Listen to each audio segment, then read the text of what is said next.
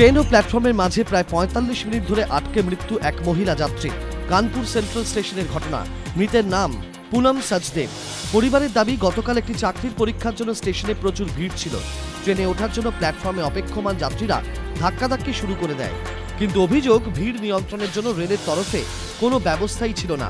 Train থামার পর নামতে গিয়ে ট্রেন ও প্ল্যাটফর্মের মাঝে পড়ে যান পুনম। মহিলা পড়ে যাওয়ার সঙ্গে সঙ্গে রেলের কোনো কর্মী বা আধিকারিককেও খুঁজে পাওয়া যায়নি। বেশ কিছুক্ষণ পরে শুরু হয় শাবল হাতুড়ি দিয়ে প্ল্যাটফর্ম ভাঙার কাজ। প্রায় ৪৫ মিনিটের চেষ্টায় ওই মহিলাকে উদ্ধার করা হয়, কিন্তু হাসপাতালে নিয়ে যাওয়ার পথেই পুনম সচদেবের মৃত্যু হয়। যদিও গাফিলতির অভিযোগ মানতে নারাজ রেল কর্তৃপক্ষ। উত্তর মধ্য রেলওয়ের মুখ্য জনসংযোগ আধিকারিকের দাবি, ট্রেন থামার আগেই মহিলা নামার চেষ্টা করাতেই এই দুর্ঘটনা। লহরের প্রভাব কাটতেই দোরগোড়ায় শীত, এমনটাই জানিয়েছে আলিপুর আবহাওয়া দপ্তর। আবহবিদরা জানিয়েছেন, লহরের প্রভাব কেটে যাওয়ায় রাজ্যের সর্বত্র তাপমাত্রার পারদ নামতে শুরু করেছে। উত্তরে হাওয়া প্রবেশের পথেও কোনো বাধা নেই। আজ শহরের সর্বনিম্ন তাপমাত্রা ১৬ ডিগ্রি সেলসিয়াস। এরকম কয়েকটা দিন চললে শীঘ্রই শীতের প্রবেশ ঘটবে রাজ্যে।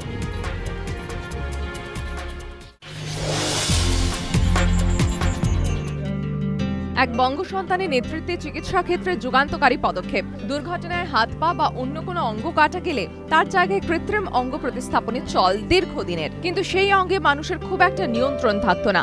অর্থাৎ ধরা যাক, প্রতিস্থাপিত কৃত্রিম হাত দিয়ে কোনো বস্তু ধরতে গেলে সেক্ষেত্রে কতটা জোরে এই বস্তুকে ধরতে হবে সেই নিয়ন্ত্রণ হাতে থাকতো না। সেই পথে এবার এক ধাপে এগোলো আমেরিকার ওহিও স্টেট ইউনিভার্সিটির রিজেনারেটিভ মেডিসিন বিভাগ। নেতৃত্বে বিভাগীয় অধিকর্তা চন্দন সেন। পাশাপাশি 3D প্রিন্টিং এর পথ ধরে এবার অবিকল মানব শরীরের প্রতিমূর্তি তৈরির উদ্যোগও নেওয়া হচ্ছে, যাতে মানব শরীরের কোষের নমুনা নিয়ে শরীরের মধ্যেই তৈরি হবে কৃত্রিম অঙ্গ। এতদিন পর্যন্ত লিভার বা কিডনির মতো অঙ্গ কৃত্রিমভাবে তৈরি হলেও তার শরীরে প্রতিস্থাপনের পর সেক্ষেত্রে কিছু সমস্যা থাকতো। তবে চিকিৎসকদের আশা, 3D প্রিন্টিং এর পথ ধরে কৃত্রিম অঙ্গ তৈরি করলে সেই সমস্যা আর থাকবে না।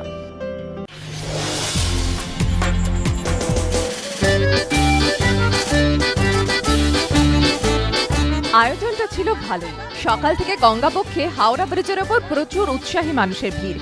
হবে নাই বা কেন, নিচে গঙ্গার ওপর নৌকোয় তখন ম্যাজিক দেখানোর প্রস্তুতি নিচ্ছেন জাদুকর ম্যান্ড্রেক। অন্তত সেই নামেই কদিন ধরে প্রচার চলেছে। কি খেলা? খাঁচাবন্দি অবস্থায় জাদুকর ম্যান্ড্রেককে নামিয়ে দেওয়া হবে গঙ্গায়, তারপর জাদু বলে খাঁচা ভেঙে বেরিয়ে আসবেন তিনি।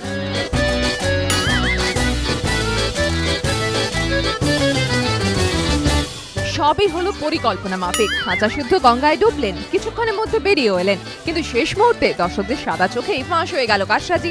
খাঁচার কবজায় দুটি পেরেক হাত দিয়ে আড়াল করে রেখেছিলেন ওই ব্যক্তি। সেই পেরেক খুলে নিলেই খাঁচার একটি অংশ সম্পূর্ণ উন্মুক্ত। দর্শকদের দাবি, এই অত্যন্ত কাঁচা কাজ। যদিও এই এত সবের পরেও জাদুকরের দাবি তাঁর ম্যাজিক সফল। ম্যান্ড্রেকের নামধারী ওই ব্যক্তির আসল নাম চঞ্চল লাহিড়ী, বাড়ি সোনারপুরে। কয়েকদিন আগেও চঞ্চল ঘোষণা করেন তিনি পায়ে হেঁটে গঙ্গা পার হবেন, কিন্তু সেবারও জলের তলায় তক্তা পেতে হাঁটার কৌশল ধরে ফেলেছিল দর্শকরা। কয়েকদিনের মধ্যেই ফের একবার জনসমক্ষে ম্যাজিক দেখাতে গিয়ে বিড়ম্বনায় ম্যান্ড্রেক নামধারী চঞ্চল।